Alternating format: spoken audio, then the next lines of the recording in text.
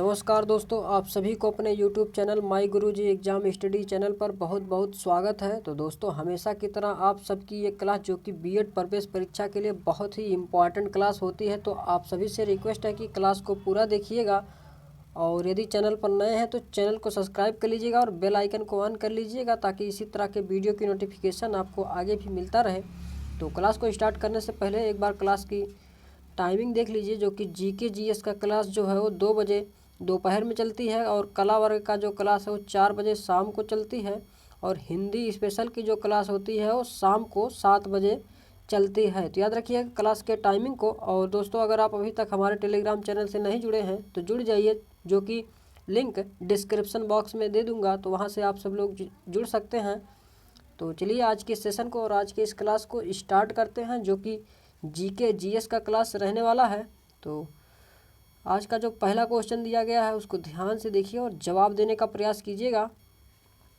किशोरी बालिका योजना वर्ष में दिनों के लिए विद्यालय में उपस्थित न होने पर लड़कियों को संतुलित आहार प्रदान करने की पेशकश करती है। तो सभी लोग जवाब देने का प्रयास कीजिएगा, इसमें सही जवाब क्या हो जाएगा। तो किशोरी बालिका योजना जो है दोस्तों, ये जो है इसके अंतर्गत 11 से 14 वर्ष तक की स्कूल ना जाने वाले किशोरियों के स्वास्थ्य पर विशेष ध्यान दिया जाने का जो कहा गया दोस्तों, इसमें जो कि प्रदेश के 5 लाख से ज़्यादा स्कूल ना जाने वाली किशोरियों को वर्ष में 300 दिन अनुपूरक आहार उपलब्ध कराया जाने का जो है वो निर्देश दिया है। तो याद रखिएगा, जो इसमें सही जवाब हो जाएगा वो ऑप्शन डी हो जाएगा। तो याद रखिएगा। और नेक्स्ट क्वेश्चन, उत्तर प्रदेश में डॉट डॉट हेतु सबरी संकल्प अभियान की शुरुआत की गई थी। तो बहुत ही इम्पोर्टेंट क्वेश्चन है, तो जवाब देने का प्रयास कीजिएगा साथियों। तो ऑप्शन की बात करते हैं, गरीबी दूर करने, कुपोषण दूर करने, बेरोजगारी दूर करने, निरक्षरता दूर करने। तो इसमें हम बात करते हैं जो सबरी संकल्पना जो दोस्तों, ये जो है इसमें 0 से 3 और 5 वर्ष तक के बच्चों का वजन लिया जाता है, और इसमें जो है इसका डाटा तैयार करके ऑनलाइन किया जाता है, जो कि कुपोषित बच्चों को पीली और अति कुपोषित बच्चों को लाल श्रेणी में रखा जाता है। तो इसमें जो सही जवाब हो जाएगा वो ऑप्शन बी हो जाएगा, जो कि कुपोषण दूर करने के लिए जो है उत्तर प्रदेश में सबरी संकल्प अभियान की शुरुआत की गई थी। तो याद रखिएगा, जो ऑप्शन बी दिया गया है इसमें, ये इसका सही जवाब हो जाएगा। और अगला क्वेश्चन को ध्यान से देखिएगा दोस्तों और जवाब भी देने का प्रयास कीजिएगा। क्वेश्चन की बात करते हैं, वर्ष में ईस्ट इंडिया कंपनी के जहाज़ों ने सूरत के पास स्थित स्वाली एस्चुअरी में पुर्तगालियों को पराजित किया था। तो इसमें जो सही जवाब हो जाएगा वो वर्ष जो है 1612 ईस्वी जो दिया गया दोस्तों, ये जो है ईस्ट इंडिया कंपनी के जहाज़ों ने सूरत के पास स्थित स्वाली एस्चुअरी में पुर्तगालियों को जो है पराजित किया था। तो याद रखिएगा, जो ऑप्शन सी दिया गया इसमें, ये इसका सही जवाब हो जाएगा। और नेक्स्ट क्वेश्चन दिया है, सुभाष चंद्र बोस सन डॉट डॉट में कांग्रेस पार्टी के अध्यक्ष कौन थे। तो बहुत ही इम्पोर्टेंट क्वेश्चन है, तो जवाब देने का प्रयास कीजिएगा। तो सुभाष चंद्र बोस जो है दोस्तों, इनकी बात करते हैं तो एक पुस्तक क्या है, तो द इंडियन, ध्यान दीजिएगा, द इंडियन स्ट्रगल नामक जो पुस्तक है दोस्तों, तो ये जो है सुभाष चंद्र बोस ने लिखा है। तो एग्जाम में पूछा जाता है, तो याद रखिएगा। और हम बात करते हैं दोस्तों, जो कि राष्ट्रीय योजना आयोग का भी जो है सुभाष चंद्र बोस ने गठन किया था। तो याद रखिएगा। और इसमें जो सुभाष चंद्र बोस ने कांग्रेस पार्टी के अध्यक्ष जो बने थे, तो कब बने थे, तो जिसमें जो सही जवाब हो जाएगा वह ऑप्शन कौन सा हो जाएगा, तो ऑप्शन बी जो 1938 दिया गया है, इसमें जो है कांग्रेस पार्टी के अध्यक्ष थे। तो याद रखिएगा, जो ऑप्शन बी दिया गया इसमें सही जवाब हो जाएगा। तो याद रखिएगा, जो द इंडियन स्ट्रगल है तो सुभाष चंद्र बोस ने लिखा है, और राष्ट्रीय योजना का जो आयोग का गठन किया था तो सुभाष चंद्र बोस ने किया था। तो इस पॉइंट को याद रखिएगा। और नेक्स्ट वर्ष में गुरु गोबिंद सिंह ने बैसाखी दिवस को आनंदपुर साहिब में सिखों की सामान्य बैठक बुलाई थी तथा खालसा अथवा पवित्र की नींव रखी थी। इसमें जो दोस्तों जवाब देने का प्रयास कीजिएगा।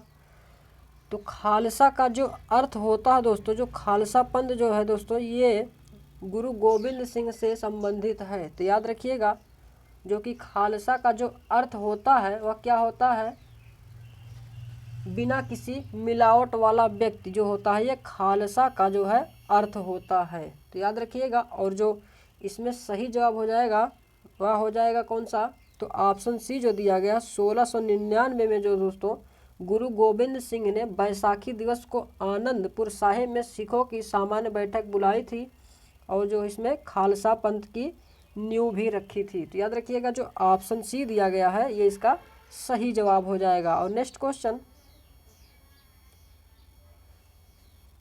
नंबर 31 दिया गया है, चिल्का झील ओडिशा राज्य में स्थित भारत की सबसे बड़ी खारे पानी की झील के दक्षिणी ओर स्थित है। तो खारे पानी की जो झील है वो दक्षिणी के किस ओर स्थित है, तो आप सभी को इसमें बताना है।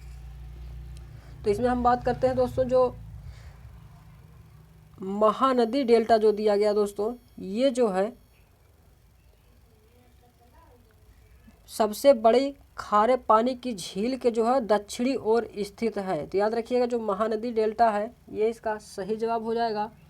जो कि इसका हम बात करते हैं दोस्तों, जो चिल्का झील है तो ये ओडिशा राज्य में स्थित है, जो कि भारत की सबसे बड़े खारे पानी की झील है। तो ये भी दोस्तों याद रखिएगा। और नेक्स्ट क्वेश्चन, प्राचीन विशाल एकीकृत महाद्वीप सुपर कंटिनेंट पैंजिया का दक्षिणी भाग है जिसके उत्तरी भाग में अंगारा भूमि स्थित है। तो जवाब देने का प्रयास कीजिएगा। इसमें जो सही जवाब हो जाएगा वह क्या हो जाएगा, तो इसमें जो गोंडवाना भूमि जो दिया गया दोस्तों, ये जो है प्राचीन विशाल एकीकृत महाद्वीप पैंजिया का दक्षिणी भाग है, जो कि उत्तरी भाग में अंगारा भूमि जो है स्थित है, तो गोंडवाना भूमि है। तो याद रखिएगा, जो ऑप्शन डी दिया गया इसमें ये इसका सही जवाब हो जाएगा। और अगला क्वेश्चन को ध्यान से देखिएगा दोस्तों, और जवाब भी सभी लोग देने का प्रयास कीजिएगा, जो कि बहुत ही इम्पॉर्टेंट क्वेश्चन है। क्वेश्चन नंबर 33 दिया है, मैग्सेसे पुरस्कार से सम्मानित होने वाले प्रथम भारतीय कौन है। तो दोस्तों बहुत ही इम्पॉर्टेंट क्वेश्चन है। तो मैग्सेसे पुरस्कार जो है ये जो है किससे संबंधित हो जाएगा, तो आचार्य विनोबा भावे जो है ये मैग्सेसे पुरस्कार से सम्मानित जो है प्रथम भारतीय हैं। तो याद रखिएगा, जो ऑप्शन सी दिया गया है ये इसका सही जवाब हो जाएगा। तो इसमें जो है दोस्तों कई सवाल बन सकते हैं, जैसे मैग्सेसे पुरस्कार किससे संबंधित है, तो ये जो है आचार्य विनोबा भावे से संबंधित है। और ऐसा भी पूछा जाता है कि प्रथम भारतीय कौन है जो कि मैग्सेसे पुरस्कार प्राप्त कर चुके हैं, तो आचार्य विनोबा भावे हैं। तो याद रखिएगा, इस तरह से क्वेश्चन बहुत पूछे जाते हैं। और नेक्स्ट क्वेश्चन देखिए, क्वेश्चन नंबर 34 दिया है, निम्नलिखित युग्मों में से कौन एक सुमेलित नहीं है। तो इसमें से कौन सा ऐसा है जो कि सुमेलित नहीं है, तो आप सभी को इसमें से बताना है। तो ऑप्शन दिया गया, कलिंग पुरस्कार विज्ञान की लोकप्रियता, पुलित्जर पुरस्कार धर्म में प्रगति, डेविड कोहेन पुरस्कार साहित्य, बोरलाग पुरस्कार कृषि। तो बोरलाग पुरस्कार जो है ये कृषि से संबंधित है, ये तो सही है दोस्तों। और डेविड कोहेन पुरस्कार साहित्य की बात करते हैं तो ये भी सही हो जाएगा। और कलिंग पुरस्कार विज्ञान की लोकप्रियता है, तो ये जो दोस्तों ये भी सही हो जाएगा। लेकिन ऑप्शन बी जो दिया गया है धर्म की प्रगति जो है ये पुलित्जर पुरस्कार से संबंधित नहीं है। तो पुलित्जर पुरस्कार की बात करते हैं तो ये किससे संबंधित है, तो ये जो है पत्रकारिता, क्या दोस्तों, पत्रकारिता एवं संगीत से संबंधित है। किससे संबंधित है, पत्रकारिता और संगीत से संबंधित है। तो याद रखिएगा, जो धर्म में प्रगति दिया गया है ये गलत जवाब हो जाएगा। तो याद रखिएगा, जो ऑप्शन बी दिया गया है ये सुमेलित नहीं है। और अगला क्वेश्चन, निम्नलिखित में से कौन सा विकल्प लघुत्तर हिमालय में पर्वत की सबसे लंबी पर्वतमाला है। तो लघुत्तर हिमालय में पर्वत की सबसे लंबी पर्वतमाला कौन है? तो आप सभी को इसका जवाब देने का प्रयास कीजिएगा। तो ऑप्शन है धौला धार पर्वतमाला, महाभारत पर्वतमाला, पीर पंजाल पर्वतमाला, शिवालिक पर्वतमाला। तो इसमें जो सही जवाब हो जाएगा साथियों वह पीर पंजाल पर्वतमाला जो है दोस्तों, ये जो है लघुत्तर हिमालय में पर्वत की सबसे लंबी पर्वतमाला है। तो याद रखिएगा जो ऑप्शन सी है ये इसका सही जवाब हो जाएगा। और नेक्स्ट क्वेश्चन, पर्यावरण में पौधा घर प्रभाव किसकी वृद्धि के कारण होता है? तो पर्यावरण में पौधा घर प्रभाव जो है किसकी वृद्धि के कारण होता है? तो जवाब देने का प्रयास कीजिएगा दोस्तों। तो इसमें जो सही जवाब हो जाएगा वह क्या हो जाएगा? तो पर्यावरण में जो पौधा घर प्रभाव जो होता है ये कार्बन डाइऑक्साइड के कारण होता है। किसके कारण? कार्बन डाइऑक्साइड के कारण होता है। तो याद रखिएगा जो ऑप्शन सी दिया गया है इसमें ये इसका सही जवाब हो जाएगा। और अगला क्वेश्चन, क्वेश्चन नंबर 37 दिया गया है। तो ध्यान दीजिएगा, जो गाय के दूध का रंग थोड़ा पीलापन किसकी उपस्थिति के कारण होता है? तो मोस्ट इम्पॉर्टेंट क्वेश्चन है साथियों, तो जवाब देने का प्रयास कीजिएगा। जो गाय के दूध का रंग थोड़ा पीला होता है तो ये कैरोटीन के कारण, किसके कारण? कैरोटीन के कारण होता है। तो याद रखिएगा ऑप्शन बी जो दिया गया है ये इसका सही जवाब हो जाएगा। और नेक्स्ट क्वेश्चन, और दोस्तों अगर वीडियो भी पसंद आ रहा हो तो एक लाइक करते हुए चलिएगा ताकि मुझे भी मोटिवेशन मिलता रहे। क्वेश्चन की बात करते हैं, एक फ्यूज तार में मुख्य रूप से क्या होना चाहिए? तो एक फ्यूज तार जो होता है इसमें क्या होना चाहिए? तो ऑप्शन है उच्च गलनांक, अल्प प्रतिरोध, अल्प गलनांक, अल्प प्रतिरोध, अल्प गलनांक उच्च प्रतिरोध, या फिर उच्च गलनांक उच्च प्रतिरोध। तो इस जवाब देने का प्रयास कीजिएगा दोस्तों। तो उच्च गलनांक और अल्प प्रतिरोध जो होता है ये जो है एक फ्यूज तार में मुख्य रूप से होता है। तो याद रखिएगा जो ऑप्शन जो दिया गया है कौन सा, ए वाला जो है ये इसका सही जवाब हो जाएगा। और अगला क्वेश्चन, लाइफ जैकेट का सिद्धांत क्या है? तो लाइफ जैकेट का सिद्धांत जो है ये क्या हो जाएगा? तो बहुत ही इम्पोर्टेंट क्वेश्चन है। तो इसमें जो सही जवाब हो जाएगा क्या हो जाएगा? तो लाइफ जैकेट जो है यह व्यक्ति को उतराता रखने के लिए उसके आयतन में वृद्धि कर देती है। तो ये जो है लाइफ जैकेट का सिद्धांत है। तो याद रखिएगा जो ऑप्शन बी दिया गया है ये इसमें सही जवाब हो जाएगा। और अगला क्वेश्चन,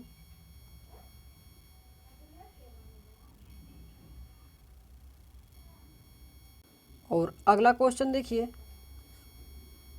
क्या दिया गया है, निम्नलिखित में से कौन सा विकल्प पश्चिमी घाट का सर्वोच्च शिखर है? तो पश्चिमी घाट का सर्वोच्च शिखर क्या है? तो आनामुड़ी, मिसापुलिमाला, मासिनागुड़ी और वागमोन। तो इसमें जो दिया गया आनामुड़ी दोस्तों ये जो है पश्चिमी घाट का सर्वोच्च शिखर है। तो याद रखिएगा ऑप्शन ए जो है इसमें सही जवाब हो जाएगा। जो कि पर्वत शिखर की बात करते हैं दोस्तों तो इसकी ऊंचाई जो है कितनी होती है? तो पर्वत शिखर की ऊंचाई जो है वो 2700 मीटर जो है पर्वत शिखर की ऊंचाई है। तो याद रखिएगा। और अगला क्वेश्चन देखिए, किस वर्ष में संविधान का संशोधन सर्वप्रथम किया गया था? तो किस वर्ष में संविधान का संशोधन किया गया था? तो इसमें जो सही जवाब हो जाएगा वो कौन सा हो जाएगा? तो 1951 ईस्वी में जो है संविधान का संशोधन किया गया था। और यदि हम बात करते हैं दोस्तों संविधान का संशोधन कितनी बार किया जा चुका है? तो ये जो है 103 बार जो है संविधान का संशोधन किया जा चुका है। तो याद रखिएगा अगर एग्जाम में पूछा जाता है तो 103 बार जो है वो संविधान का संशोधन किया जा चुका है। तो उस पर टिक लगाएंगे। और अगला क्वेश्चन देखिए, संविधान के संशोधन के जरिए भारत में आर्थिक आरक्षण पारित किया गया है। तो संविधान के संशोधन के जरिए भारत में आर्थिक आरक्षण जो पारित किया गया है तो कब किया गया था? तो इसमें जो सही जवाब हो जाएगा वह कौन सा हो जाएगा, तो ऑप्शन सी जो 103 जो है ये संविधान के संशोधन के जरिए भारत में आर्थिक आरक्षण पारित किया गया है। तो याद रखिएगा ऑप्शन सी जो है इसमें इसका सही जवाब हो जाएगा। और अगला क्वेश्चन,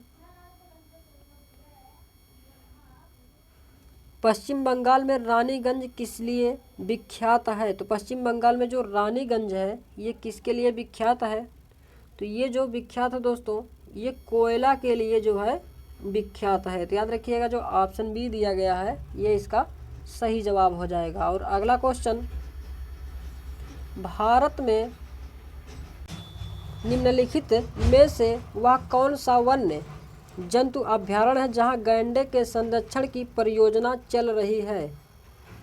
तो सभी लोग जवाब देने का प्रयास कीजिएगा। तो इसमें जो जितने लोग ऑप्शन नंबर सी को जवाब दे रहे हैं, काजीरंगा जो है ये गैंडे के संरक्षण की परियोजना जो चल रही है तो काजीरंगा में चल रही है। तो याद रखिएगा जो ऑप्शन सी दिया गया है ये इसका सही जवाब हो जाएगा। और अगला क्वेश्चन, सविनय अवज्ञा आंदोलन का मुख्य उद्देश्य क्या है। तो सविनय अवज्ञा आंदोलन जो है इसका जो उद्देश्य है क्या है, तो इसका उद्देश्य जो है नमक कर के विरुद्ध जो है इसका उद्देश्य है। तो याद रखिएगा। और दोस्तों यदि बात करते हैं सविनय अवज्ञा आंदोलन की शुरुआत कब की गई थी, तो ये जो है 12 मार्च, कब दोस्तों 12 मार्च 1930 ईस्वी में जो है इसकी शुरुआत की गई थी, जो कि कब तक चली थी, तो 6 अप्रैल जो है 6 अप्रैल 1930 तक जो है चली थी। तो याद रखिएगा इस पॉइंट्स को। और इसमें जो सही जवाब होगा वो ऑप्शन डी हो जाएगा। और अगला क्वेश्चन, उत्तर प्रदेश एवं बिहार का बारिश के मौसम का एक लोकप्रिय मनोरंजन है। तो उत्तर प्रदेश और बिहार का जो बारिश मौसम का एक लोकप्रिय मनोरंजन है तो क्या हो जाएगा, तो ऑप्शन है झूला, बिरहा, स्वांग और रसिया। तो इसमें जो सही जवाब हो जाएगा वो स्वांग जो है ये उत्तर प्रदेश एवं बिहार का बारिश के मौसम का एक लोकप्रिय मनोरंजन है। तो याद रखिएगा ऑप्शन सी जो है इसका सही जवाब हो जाएगा। और अगला क्वेश्चन, हरदौली कथा विशेष रूप से के लोकगीत हैं जो कि उत्तर प्रदेश एवं मध्य प्रदेश में फैले हुए हैं। तो बताइए जो हरदौली कथा और विशेष रूप से लोकगीत जो है उत्तर प्रदेश और मध्य प्रदेश में फैले हुए हैं तो क्या हो जाएगा, तो इसमें जो सही जवाब हो जाएगा